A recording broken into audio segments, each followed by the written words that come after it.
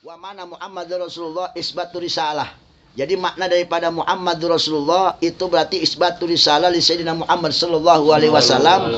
Berarti sini menetapkan pangkat Rasul, pangkat utusan Allah terhadap Nabi Muhammad sallallahu alaihi wasallam. Innaka laminal mursalin. Itu ayatnya jelas. Wa yukhadu min maka wa yukhadu bisa kita ambil pemahaman sedikit tentang makna daripada Muhammadur Rasulullah. Apa maknanya? Maknanya yaitu min idafati ilaihi, disandarkan Rasulullah Muhammad terhadap Allah, yaitu Muhammad Rasulullah, Rasul ama Allah, didapatkan seperti itu. Assalamualaikum teman-teman, berjumpa lagi dengan saya di sini di channel Bang Mo.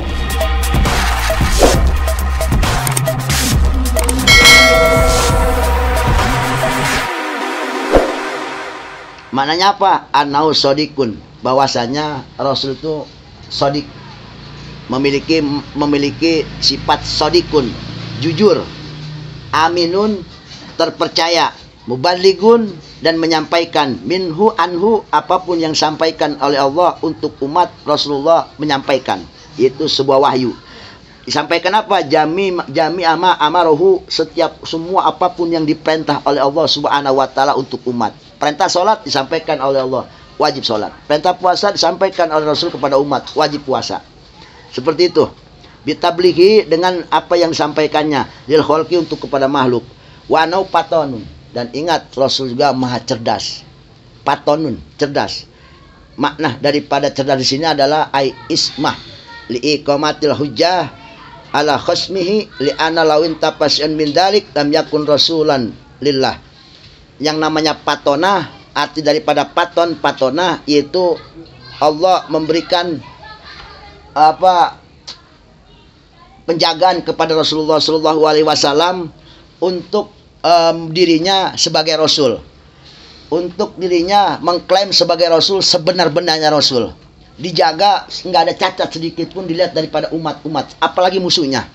Kenapa? Sebab apapun yang namanya Rasul pasti Allah jaga untuk jauh daripada sifat tercelaknya orang menganggap dia itu bukan Rasul.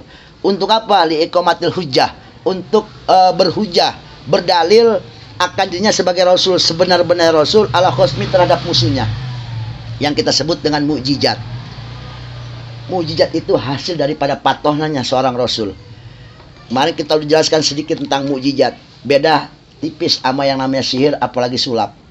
Ya, sihir dengan sulap. Mukjizat itu sebuah kejadian luar nalar, tetapi itu nggak bisa diusahakan oleh manusia biasa, supaya menjadikan batasan orang yang seperti itu adalah Rasul.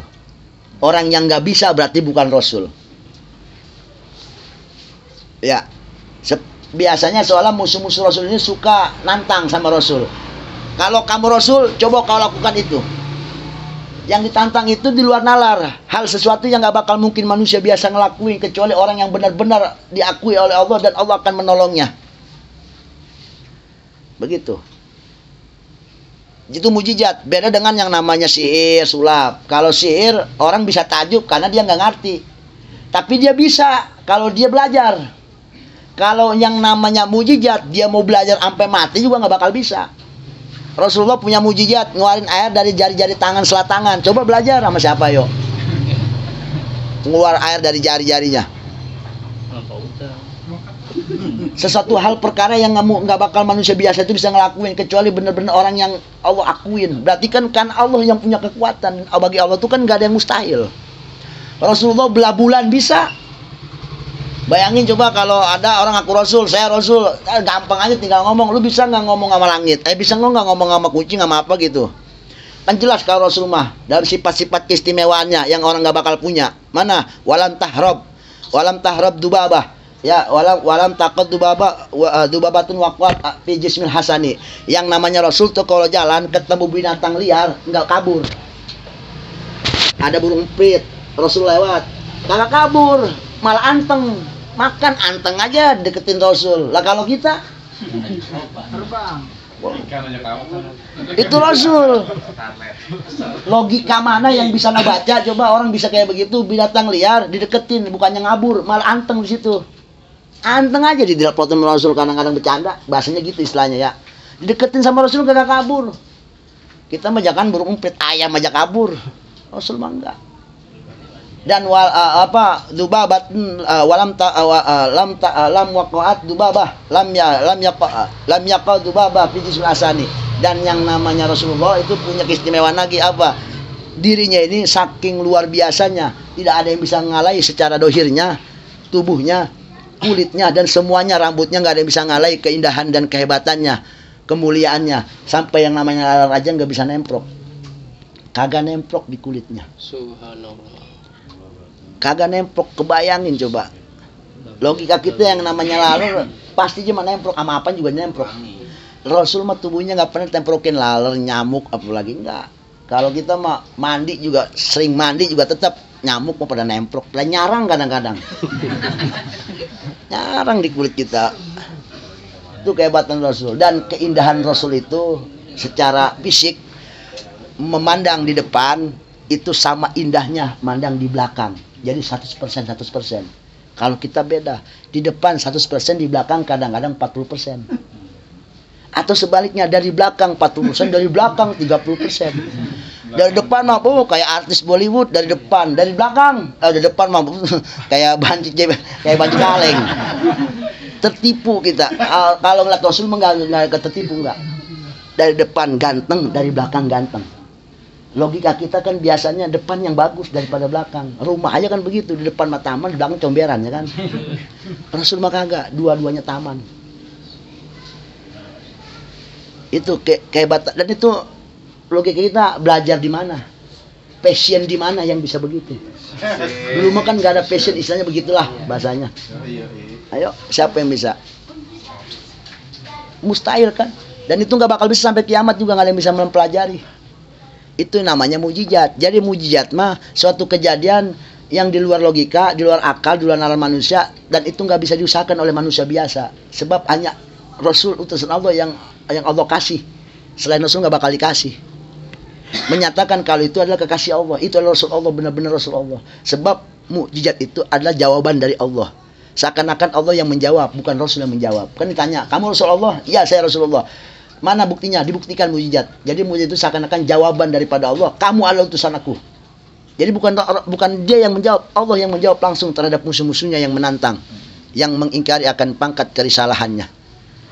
Itu tujuannya seperti itu. Itu arti daripada mujizat. Jadi mujizat itu seakan-akan jawaban Allah terhadap musuhnya Rasul, musuh-musuhnya para utusannya yang menantang akan sesuatu untuk melakukan sesuatu yang di luar nalar. Dijawab oleh Allah. Sebab la mahalalah, tidak ada mustahil bagi Allah. La mustahilah, tidak ada yang mustahil bagi Allah apapun kejadian di alam makhluknya ini. Jelas berarti itu makna daripada Muhammadur Rasulullah sallallahu alaihi wasallam. Ya, sodikun aminun. Allah maha benar. Terus kemudian kenapa li'anau lawin tafasyan min dzalik, kalau umpama pada Rasul itu enggak ada sifat patona, atau enggak punya sifat sidik, atau enggak punya sifat amin, terpercaya, atau enggak punya sifat amanah dan lain sebagainya, pasti lam yakun rasulan, itu bukan Rasul. Kita yakin itu bukan Rasul. Makanya kalau ada orang aku Rasul, saya Rasul, coba bulan belah, nggak bisa, nggak bakal bisa. Pindahin gunung, nggak bisa. Ngelakukan sesuatu nggak bakal bisa. Apalagi ngidupin orang mati, nggak bisa. Mah pun ditantang suruh ngidupin orang mati, dihidupin. Kenapa bisa? Ya karena Rasul. Kalau ada orang aku Rasul, tantang aja begitu, bisa kagak? Berarti kalau kagak bisa, lam yakun rasulan, jelas jawabannya di sini. Berarti ini memurnikan akidah kita juga, menjaga akidah kita supaya nanti kalau ada yang ngaku nabi jangan dipercaya, sebab dia nggak bakal bisa ngelakuin. Itu aja intinya mah. Di sini jelas tuh, apabila nggak ada sifat-sifat tersebut, lam yakun rasulan, pasti itu bukan Rasul. Bukan Rasul aja Allah Subhanahu wa taala. Wa ikhwanuhul mursaluna, adapun selain daripada nabi kita Muhammad sallallahu alaihi wasallam, rasul yang lain, ya Rasul-Rasul yang lain, misluhu itu enggak jauh beda dengan Rasulullah. Jadi punya sifat sidik, punya sifat amanah, punya sifat tablik dan patonah. Itu yang dimiliki oleh Muhammad dan juga dimiliki oleh Rasul-Rasul yang lainnya. Mereka semua sama sifatnya, cuman beda pangkat aja. Ya, yang jelas artinya apa? Walaupun mereka sama-sama rasul, tetap fauqan nabiyina, rasul itu ada di atas para nabi. Dan itu pangkat derajat paling tingginya, nggak ada yang bisa nandingin. Jangankan nandingin, deketin aja nggak bisa. Ibarat orang barat mah beda seban aja gak bisa. Nggak bisa, nggak bakal bisa. Fauqan nabiyina. Ya, dijelaskan itu di Qasidah Burda, dijelaskan di situ di Qasidah Burda, Rasulullah itu punya pangkat Al-Habib. Kenapa Rasulullah punya pangkat Al-Habib? Dan kenapa yang lain nggak bisa ngalahin pangkat Al-Habib? Sebab pangkat Al-Habib itu paling tinggi di atas pangkat-pangkat yang lain. Kalau Nabi Ibrahim punya pangkat Khalil, Nabi Rasulullah punya pangkat Habib. Sebab Khalil sama Habib itu jauh. Ibarat kata mah kalau Khalil itu bintang 5, ini Habib bintang 10. Udah nggak ada yang bisa tandingin, ngelewatin apalagi nggak bisa. Jangankan nyamain, neketin aja. Ya beda sejengkal nggak bisa, jauh. Bagaikan langit sama bumi. Jauhnya segitu ukurannya. Jadi nggak ada yang bisa nandingin. Dari segala-galanya, dohir dan batinnya. Dohir raganya nggak ada yang bisa nandingin. Gagahnya Rasulullah, gantengnya Rasulullah, indahnya Rasulullah. Tadi udah kita jelaskan begitu istimewanya Rasulullah Shallallahu Alaihi Wasallam. Ya, lo kan katanya yang paling ganteng Nabi Yusuf. Kata Rasul, ambil. Rasul mah pemimpin tapi nggak gila pangkat, nggak gila sanjungan. Yang paling kaya siapa? Nabi Sulaiman. Kata Rasul, ambil. Padahal mereka itu semua bawahan Rasul. Logikanya begini aja, kalau anak buahnya aja begono, atasannya jangan ditanya, udah begitu aja intinya mah. Nggak bisa kebayang maksudnya bagaimana mensifatinya. Kalau sifat para nabi yang paling kaya yang paling ganteng Nabi Yusuf itu setengah daripada gantengnya Rasulullah. Saking gantengnya Nabi Yusuf, Masya Allah. Ya kan bayang coba, orang ngelihat Nabi Yusuf, tangan dipotong kagak berasa. Ini kita mandang Nabi Yusuf lewat, tangan kita potong pakai silet. Ini nggak berasa. Nabi Yusuf lewat, baru teriak. Coba kita kebayang seperti apa coba. Orang ngelihat Nabi Yusuf, tangan, ini sakitnya tangan dipotong, itu kalah sama mandangnya. Indahnya itu kesirap kita seperti apa tuh kesirapnya, sallallahu alam deh itu. Kismanya itu, keindahannya itu. Lah kalau umpama itu cuman yang setengah aja kayak begono, apalagi yang 100% full. Boh. Itu ya. Yang paling gagah, yang paling kaya Nabi Sulaiman. Ya tetap. Kan tadi dibilang Rasulullah pimpinan yang bijaksana. Kalau gua ambil semua pangkat, yang lain gak kebagian, kasihan, biarin, kasih. Yang mujahid ada namanya, yang pangkat yang pangkat syahid ada, yang pangkat waliullah ada, yang pangkat ada, yang pangkat ada. Semuanya diberikan kepada anak buahnya. Itulah kebijaksananya seorang pemimpin luar biasa. Indahnya seorang pemimpin seperti itu. Bijaksananya luar biasa terhadap bawah-bawahannya. Beliau nggak gila sanjungan. Beliau nggak gila pangkat, gitu ya bahasanya. Ya, itulah keindahan daripada Rasulullah Shallallahu Alaihi Wasallam. Secara dohir, fisik dan batinnya tidak ada yang mengalahi. Di situ di Qasidah Burda dijelaskan kalau para nabi-nabi itu mengambil kecantikan, keindahan dohir dan batinnya itu ibarat Rasulullah itu indahnya seluas samudra. Para Rasul itu cuma ngambil segayung.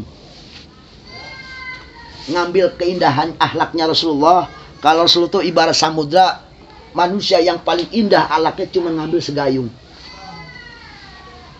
Kebayang gak tuh indah akhlaknya Rasulullah? Kita kalau melihat akhlakul karimahnya para wali seperti apa, luar biasa. Yang kita kenal aja umpama kayak Habib Munjir, apa akhlaknya luar biasa. Itu akhlak cuma ngambil segayung dari Rasulullah. Samudra, lautan samudra diambil segayung, berkurang nggak? Enggak. Atau mungkin dia ngambil kemuliaannya Rasulullah itu cuma setetes dari air hujan yang turun di alam bumi. Setetes air hujan yang diambil. Sedangkan yang turun ke bumi ini deras air hujan itu. Luar biasa berarti pangkat daripada kemuliaannya Rasulullah. Dan masalah ilmunya dan hikmahnya itu para nabi dan para rasul hanya mengambil daripada sekian banyaknya harkat dalam Al-Quran, cuma satu harkat yang diambil. Dari sekian banyak titik dalam Al-Quran cuma satu titik yang diambil. berarti masih ada ribuan titik yang dimiliki oleh Rasulullah Shallallahu Alaihi Wasallam. Itu indahnya Rasulullah. Pantas kalau Rasulullah mah nggak ada yang bisa ngalahin, maka diangkatlah dia sebagai kekasih Allah, karena dialah makhluk tamun, makhluk yang sempurna di antara makhluk-makhluk yang lainnya. Rasul mah ciptanya cakep, jarinya cakep, indah Rasul mah jarinya. Kalau kita mah kadang-kadang rada mana gitu. Indah Rasulullah mah. Senyumnya indah Rasulullah mah. Kita mah senyumnya indah, indahnya juga indah, kadang-kadang senyum kepaksa. Dari jeg-jegannya Rasulullah nih, dirinya indah, jalannya indah, duduknya indah, tidurnya indah, Masya Allah. Itu Rasulullah. Semuanya tuh nggak ada yang nggak sempurna, bagi Rasul semua sempurna. Dari jalan, gerak, duduk, diam, bertanya, dan apa semuanya Rasul tuh, Masya Allah. Indahnya Rasulullah, maha sempurnanya. Kita mah kadang-kadang ngeliat teman kayaknya jegah aja, jengah kayaknya ngeliat orang jengah kita mah. Kadang-kadang kita ngeliat orang yang kita cinta juga ada waktunya kita begah ngeliatnya. Ya emang manusia mah wajar begitu, karena emang tidak ada yang sempurna, kita mah nggak sempurna. Rasulullah mah jadi istilahnya begini, sampai ada ulama mengibaratkan Rasulullah tuh kalau kita kan tercipta nggak mesen ya, muka begini nggak mesen, kulit begini nggak mesen, bener nggak? Rasulullah mah kayak mesen.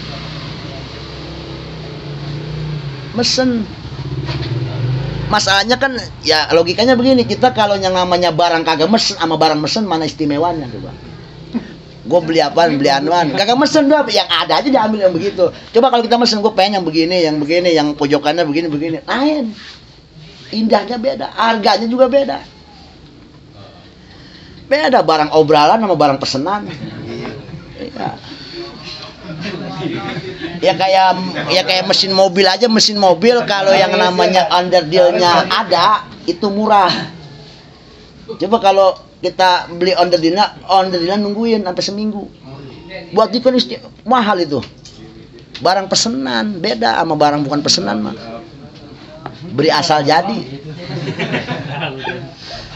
Ada kita di sini yang mesen gitu, minta hidung yang begini, minta gigi yang begini, minta mata, alis yang begini. Enggak, Rasulullah mah kayak mesen. Makanya indahnya beda, istimewanya lain. Logikanya begitu aja. Kayak kita beli barang mesen sama kagak mesen, bedanya jauh. Jauh bedanya, harganya juga jauh.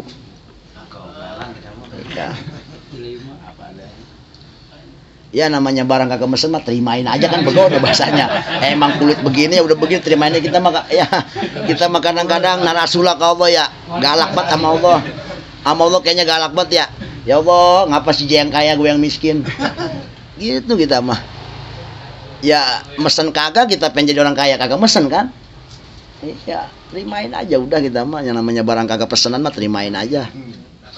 Kagak masuk akal orang kagak mesen pengen yang bagus, yang udah yang begono udah kagak bisa dirubah. Beda sama yang mesen kan beda aja, maunya yang begini, model begini, warnanya begini. Nah, ya. Rasulullah seperti itu ciptanya. Dohir batinnya maha sempurna, batinnya pun gak ada yang bisa ngalahi sifat-sifat sabarnya, sifat-sifat hilimnya, sifat karimnya, sifat adilnya, itu gak ada yang bisa ngalahin Rasulullah Shallallahu Alaihi Wasallam. Jadi Rasulullah mah ibaratnya kalau manusia pengen menjadi idola yang sempurna, jadilah contohlah manusia yang paling sempurna di sisi Allah, Rasulullah. Jadi kalau nyontoh mah lebih nyari yang tinggi, jangan yang rendah. Ini nyontoh nyari yang rendah jangan. Padahal kan kalau yang tinggi mah kita nyambain mah kagak, tapi kadang mirip-mirip mah kan ada. Begitu. Itu indahnya Rasulullah.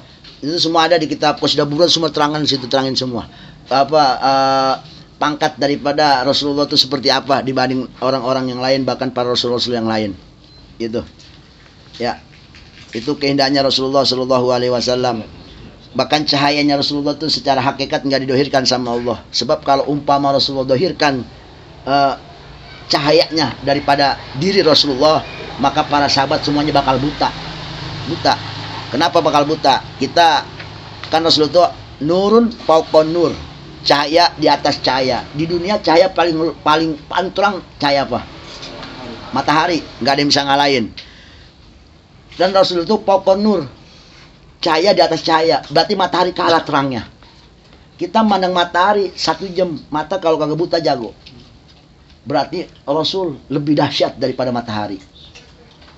Istilahnya nih Rasul kalau ditanding nih cahaya matahari, cahaya Rasul yang punya bayangan matahari. Itu saking terangnya Rasulullah. Tapi Allah tutupin semua itu demi kemaslahatan umat. Rasul itu bukannya kagak bisa pengen dohirin ngidupin orang mati kayak Nabi Isa, bisa sebetulnya Rasul. Cuman Rasul secara diam-diam aja. Rasul bisa aja ngedohirin ke orang segala punya di alam dunia ini daripada Nabi Sulaiman, bisa aja. Cuman kalau Nabi itu dohirin semua, kesirap semua, jadi nggak ada yang paling ganteng, nggak ada yang paling gagah, nggak ada yang paling hebat, nggak ada.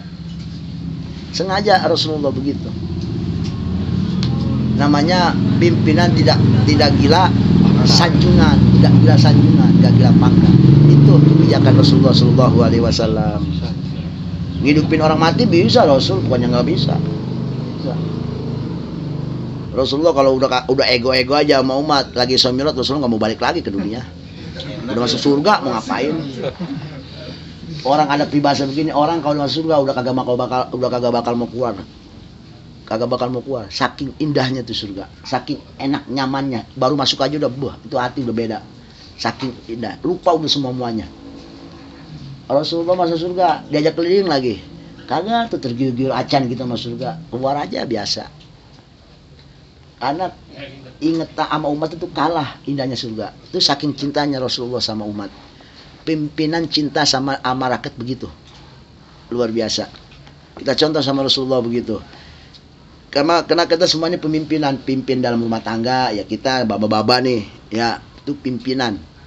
Nah, harus kita istiqomah dalam memimpin, ya istiqomah dalam menaungi semua apa yang ada di bawahan kita supaya mereka semua nyaman, damai, tentram. Dan kalau bisa kita bahagia, semua yang ikut bahagia. Begitu, amin ya robbal alamin. Iya, masuk surga kalau rame-rame kan enak. Amin. Masuk surga nih kita nih semua nih yang mukanya pada kenal semua nih. Nongkrong lagi surga bareng-bareng, enak kan? Bikin lagi pengajian Google. Ega sebut Ega. Ya kan? Ega sebut Ega. Oh enggak. Kalau kebayang juga kita masuk sebagian kagak, sedih kita juga. Iya, si Ano kemana yang nggak masuk surga? Nanyain ya kita kan jangan sangka di sebuah itu kita pikiran beda, enggak, sama pikiran kita sama yang sekarang sama. Kita ingat si Ano yang ngopi bareng, yang ngerokin kita lagi sakit, tahu kita mancing bareng, tahu. Cuman kan kalau saat emang dia kebetulan dia surga kita surga bisa ketemu. Ya cuman kalau di alam bedanya alam neraka kita alam surga mah ya kagak bakal ketemu, beda jauh. Salah masuk dai. Ya enak kan jadinya kalau kita nih rame-rame ya ke surga bareng lagi, ngongkrong lagi, ngobrol ngopi ngongkrong lagi barengan, enak ya. Kita kan tapakur seperti itu. Iya. Apa bedanya kalau kita kemana-mana tapi sendiri doang kan kagak enak. Coba kita nggak kemana-mana, walaupun kagak kemana-mana, tapi kalau bareng-bareng enak aja. Kemana-mana sendiri doang kagak enak, kagak kemana-mana rame-rame enak.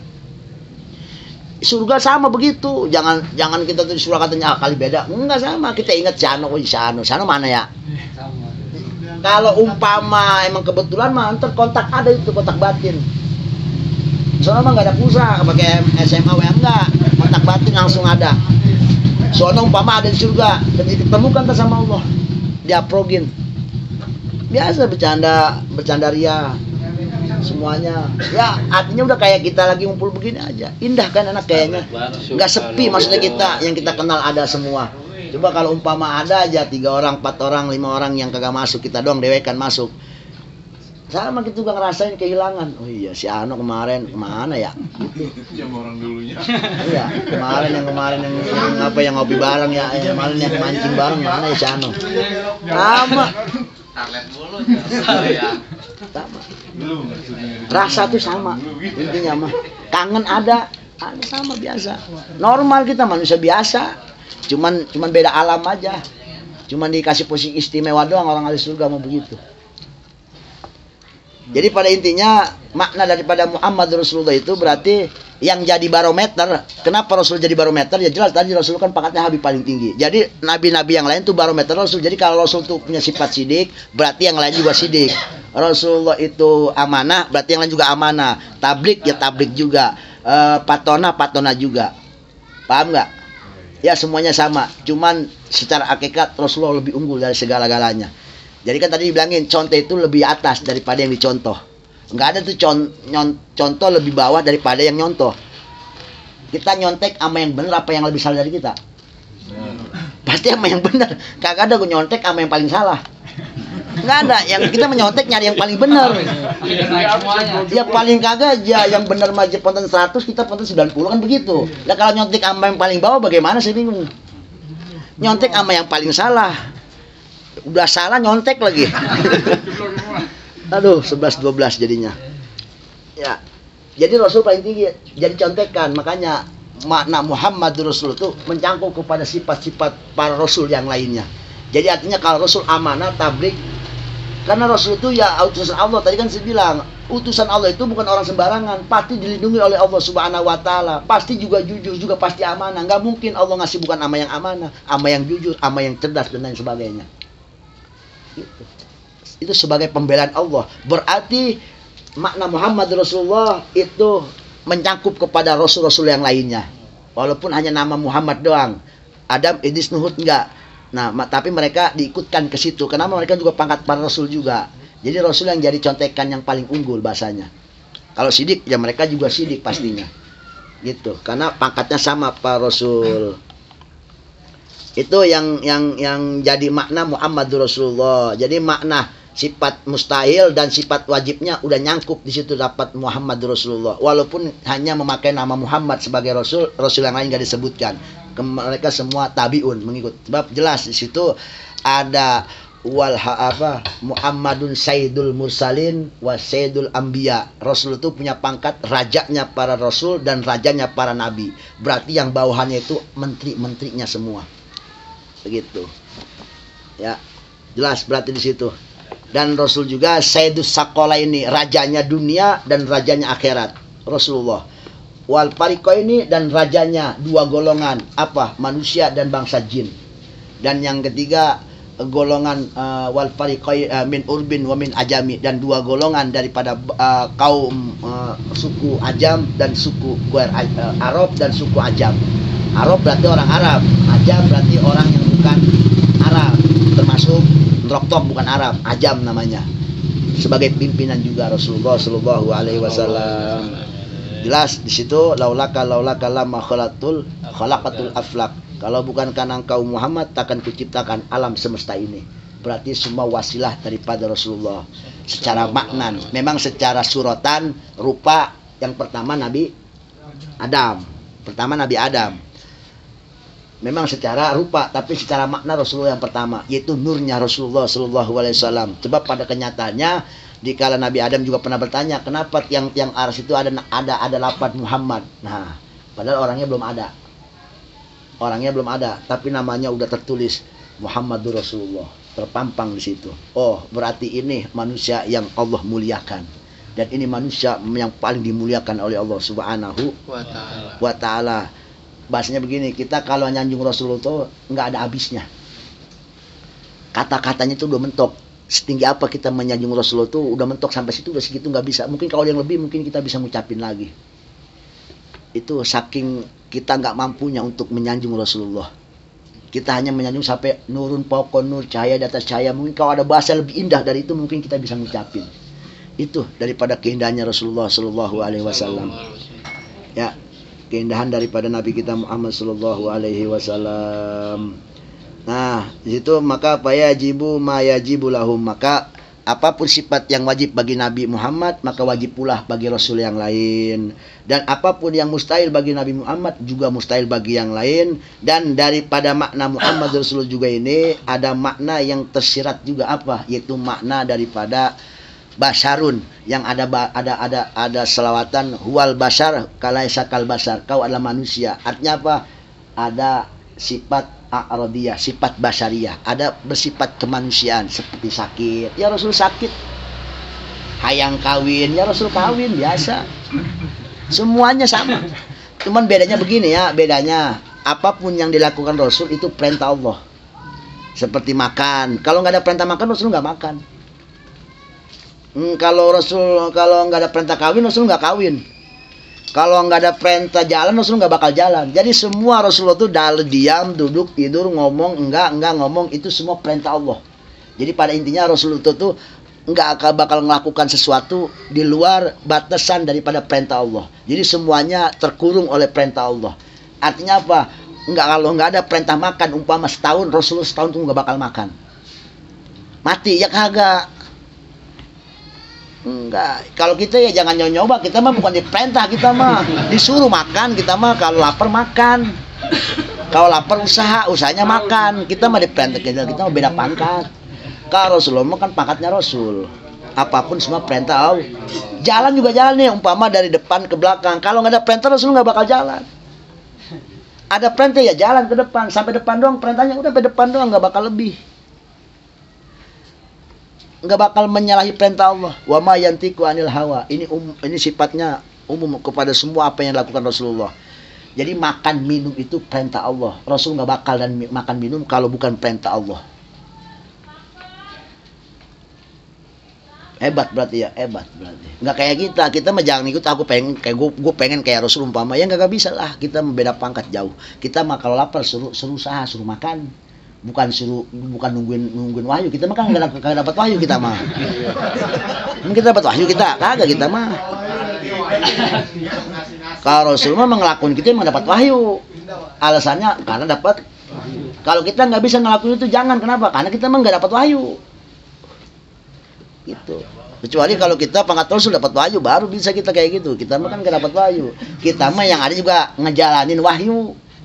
Yang diperintah Allah tuh wahyu, perjalanin. Kalau lapar usaha makan, nggak punya duit usaha kerja, nggak punya anak usaha nyari, usaha aja. Entar dapatnya kan nggak kerja, itu mau urusan Allah. Beda takdir jadi itu mau urusannya. Allah yang ngatur, Allah yang nentuin. Nah, sifat basariah, cuman sifat basariah juga itu tidak sampai menghilangkan pangkat martabat kemuliaan Rasul. Sakit nggak sampai menghilangkan martabat Rasul. Sakit aja juga nggak bakal sakit yang bikin derajat sampai turun banget, enggak. Sampai penyakit parah buat nggak bakal mungkin.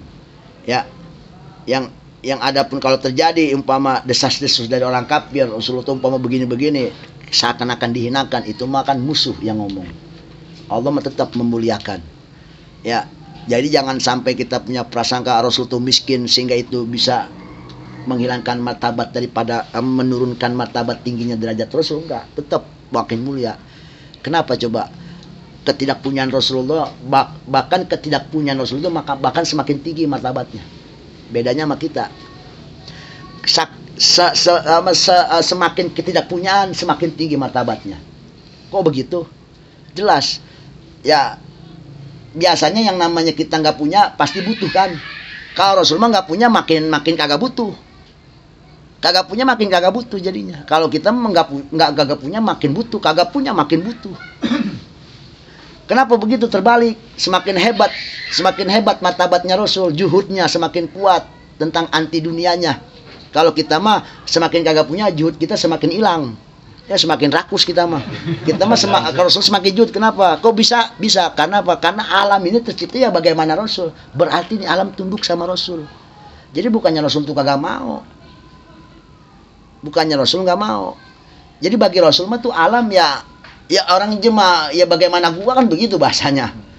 Jadi istilahnya kalau Rasul pengen punya emas segede gunung Kelut bisa. Pengen punya apa-apa ya tinggal ngomong doang. Kan kalau nabi-nabi yang lain mah pengen apa-apa tinggal ngedoa sama Allah, blok ada. Rasul mah enggak. Karena yang diajarkan Rasul itu syariat sama umat. Lu mah harus usaha pengen ngapa-ngapain. Jangan anteng diem aja, jangan. Gua pengen makannya diem aja. Kagak kenyang walaupun nasi di depan mata. Nasi depan mata pengen makan biar kenyang, tapi kagak ditoel-toel nasi ya kagak kenyang. Rasul mah ngajarinnya begitu. Agama yang logika, agama yang logis. Kalau pengen kenyang, usahanya makan. Logis kan? Jadi yang diajarkan Rasul itu bukan agama hayalan, agama syariat, agama yang usaha, yang jelas usahanya. Pengen surga, ya kejar tuh surga. Begitu. Makanya jangan ada pikiran begini, Rasul perang ngorbanin para sahabat. Enggak ada tuh Rasulullah ngorbanin para sahabat. Tega amat Rasulullah korban para sahabat, apalagi perang Badar yang mati, hufat semua, orang-orang tahfidz semua yang pada mati. Bukan. Rasulullah mah justru Rasulullah tuh memanusiakan manusia. Lu tuh manusia biasa, gua mah manusia super biasa. Gua mah diam aja udah mulia. Gua mah kagak ngapa-ngapain juga mulia. Udah gua mah kunci surga sama gua sih. Lu nih yang kagak jelas. Lu pengen surga, jalan. Lu pengen surga, bawa tuh pedang, maju sono. Artinya apa? Mengangkat derajat manusia biasa supaya jadi mulia. Terbuktikan para sahabat orang-orang jadi mulia semua. Sayyidina Ali, Sayyidina Abu Bakar. Luar biasa kan? Bahkan mereka ada 10 sahabat yang masuk surga tanpa ada hisab. Los aja ke surga langsung. VIP. Bayangin coba. Berarti kan Rasul itu mengangkat derajat manusia yang hina supaya ditinggikan derajat di hadapan Allah. Maksudnya mah begitu, bukan ngorbanin, bukan. Supaya lu, sebab mencari kemuliaan itu bukan kita mudah begitu aja, enggak. Perlu usaha, perlu keringat banting tulang, apalagi surga. Surga itu, Masya Allah, itu kan cobaannya bil makarih kan. Oh, kanan kiri cobaan luar biasa. Pengen ngaji dangdutan, lupa sama ngaji. Ya kan? Pengen ngaji empang banjir, lupa aja lagi ngaji. Kan begitu tantangannya, cobaannya ya. Berat nggak tuh? Berat tuh. Apalagi sesuatu tersebut sebuah yang hobi. Udah lain urusannya. Pokoknya yang lain kalah aja. Jangankan urusan dunia yang lain, urusan ibadah aja akhirat aja kalah sama itu. Kan begitu urusannya. Ini yang jadi problem kita. Harus jamaah tetap ya. Kalau kamu ingin mulia akhirat, maka usahalah sebagaimana orang pengen mencari kemuliaan akhirat. Kan begitu. Ibadah kuatin. Ya, yang lain kalahin. Ya, walaupun itu hobi sekalipun bahasanya. Tetap akhirat nomor 1. Kalau pengen nyari ke akhirat, ya Allah mah kan kagak butuh. Lu mau ngapa-ngapain terserah lu. Tetap kan khairan pa khairan, saran pa saran. Baik dibalas baik, buruk dibalas buruk. Kan begitu intinya mah. Dan Allah nggak rugi. Kita masuk surga juga Allah mah kagak untung. Lu masuk neraka juga Allah mah kagak rugi. Allah mah kagak butuh ini sama kita. Aman neraka surga juga Allah mah kagak butuh. Jadi intinya apa? Semua harus kita lakukan dengan usaha. Lu pengen surga, jihad.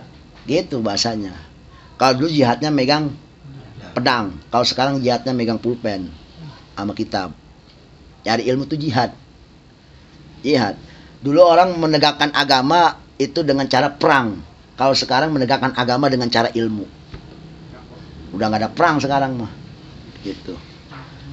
Ya, jadi semuanya harus dengan usaha. Jadi pengen surga itu harus usaha. Jadi bukannya Rasul itu ngorbanin para sahabat, orang yang mati semua para orang tercinta, bukan. Orang ahli ibadah pada mati, enggak. Tetap itu tujuannya supaya diangkat derajatnya. Gua mah kagak perang juga, gua mah santai.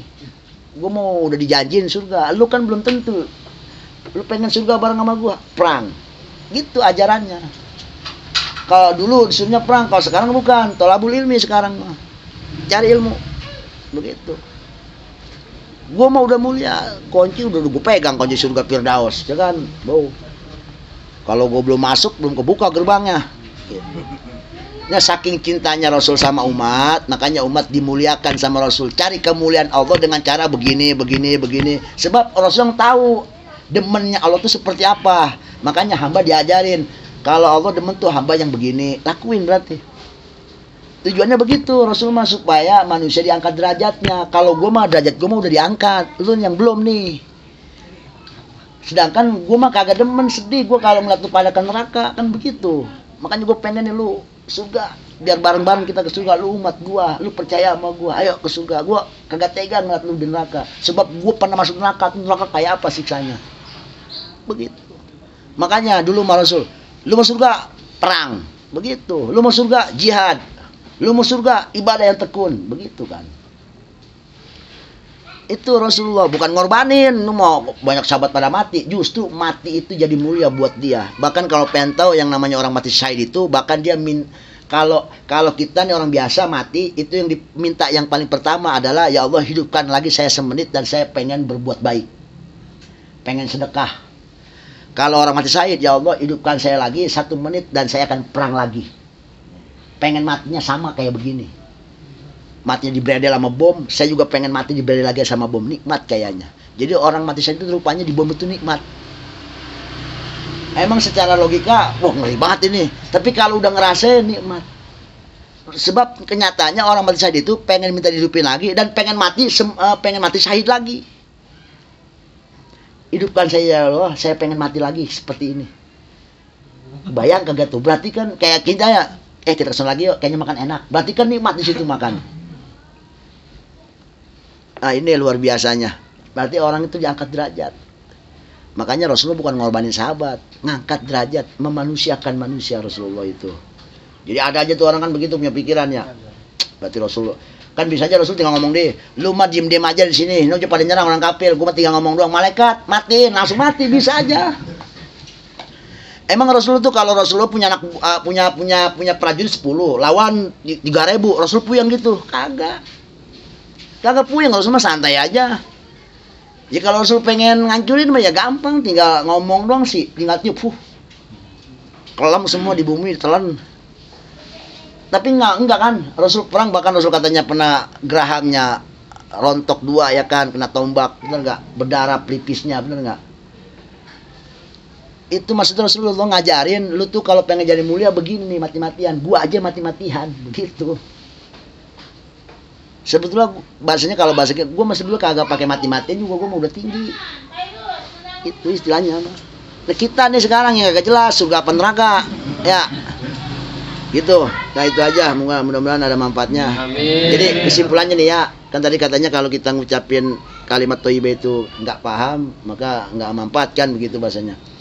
Makna la ilaha illallah itu tidak ada Tuhan, tidak ada yang disembah secara benar dalam kenyataannya kecuali Allah. Itu maknanya. Atau maknanya tidak dat yang tidak membutuhkan sesuatu dan sesuatu yang membutuhkan kepada Allah. Allah nggak butuh sesuatu dan sesuatu tersebut yang butuh kepada Allah. Allah nggak butuh makhluk yang butuh kepada Allah. Gitu. Ya. Terus yang kedua, makna Muhammad Rasulullah, berarti situ makna bahwasanya Rasulullah itu Muhammad Rasulullah, maknanya berarti Muhammad adalah utusan Allah. Berarti orang yang benar dipercaya sama Allah, orang yang jujur, berarti kan kalau nggak amanah nggak bakal jujur. Dan juga yang tablik, apapun yang disampaikan pasti sampaikan, nggak bakal yang namanya ngumpetin, nggak bakal khianat, kan gitu bahasanya. Dan juga orang yang cerdas, sebab nggak mungkin Allah mengangkat orang yang bodoh, gitu, paham? Nah, dari makna Muhammad Rasulullah dan nabi-nabi yang lain, mursalin yang lain itu ikut kepada nabi, sebab nabi sebagai pimpinannya. Dan kita yakin kalau pimpinannya A, semuanya A, pimpinannya B, semuanya B. Artinya pimpinannya sodik, tablik, amanah, patonah, maka yang bawahannya pun sama semua. Rasul yang lainnya pun begitu, sama, tablik, amanah, patonah, sidik. Gitu intinya. Jadi makna kalimat thayyibah itu mencakup kepada seluruh akidah yang 50, wujud qidam baqo, yang mustahilnya 20, jaiznya 1 bagi Allah, wajib bagi Rasul 4, mustahil 4, jaiznya 1, jumlahnya semua ada 50 akidah. Dan itu harga mati buat orang yang mengaku Islam, mengaku iman kepada Allah dan Rasulnya untuk mengetahuinya. Sebab itu yang pertama yang harus kita tanya sama anak kita, nasihat. Tong, jangan menduakan Allah. Sebelum dia beranjak dewasa pergi kemana-mana dari rumah, yang pertama kita omongin, ingetin di kupingnya, lu jangan menyekutukan Allah. Jangan sekali-kali kau menduakan Allah. Ngerti nggak? Itu yang pertama kali yang harus kita ucapkan kepada anak kita yang sudah hampir dewasa. Itu harus yang ketanam. Ingat dong, jangan menyekutukan Allah. Yang kedua nasihatnya, dirikan sholat, gitu. Jangan menyekutukan Allah dan dirikanlah sholat. Udah 2 aja itu nasihat, itu udah luar biasa. Ingetin sama anak-anak kita supaya mereka sampai dewasa dan sampai mati dia akan ingat ucapan kita, nasihat kita orang tuanya. Amin amin ya robbal.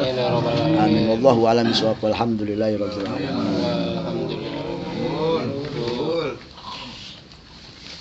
Bang, tawarnya jangan berjual. Udah jual. Ada yang mau bertanya? Yang bertanya silakan. Udah buyang.